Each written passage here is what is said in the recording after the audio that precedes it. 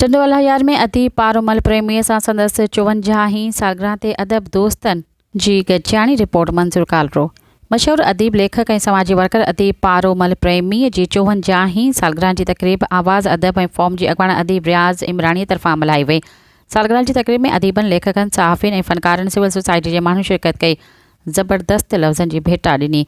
इन मौक़े ते मुक़ररनि अदीब, लेखक क़ाइम सोलंगी, रियाज़ उमरानी, सहाफ़ी इरफान मेमण, मूलचंद मेघवाड़, मुनव्वर नेहड़ियो, शाइर सुलेमान समूह, समाजी अॻवान शंकरलाल, रमेश कुमार सोटहड़, गुलज़ार समूह ऐं ॿियनि चयो त पारोमल प्रेमी जो अदबी दुनिया में वॾो नालो आहे। पाण सॼी ज़िंदगी अदब खे ॾिनी आहे, जेको बीमार हुजण जे बावजूद बि समाजी ऐं अदबी लॾे में अॻु भरियो रहियो आहे।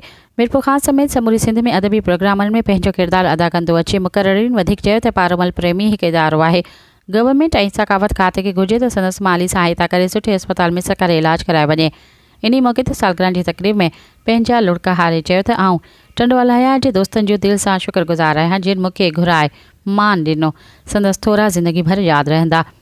हुन चयो त जेसिताईं ज़िंदगी साथ ॾिनो तेसिताईं अदबी लेखक जे नाते सां ख़िदमत कंदो रहंदसि। आख़िर में संदसि सालगिरह जो केक कटियो वियो। अजरकनि ऐं गुलनि जा तोहफ़ा पिण ॾिना विया। सूफ़ी फ़नकार रामचंद फ़क़ीर कलाम ॿुधाए महफ़िल खे रौनक बख़्शी।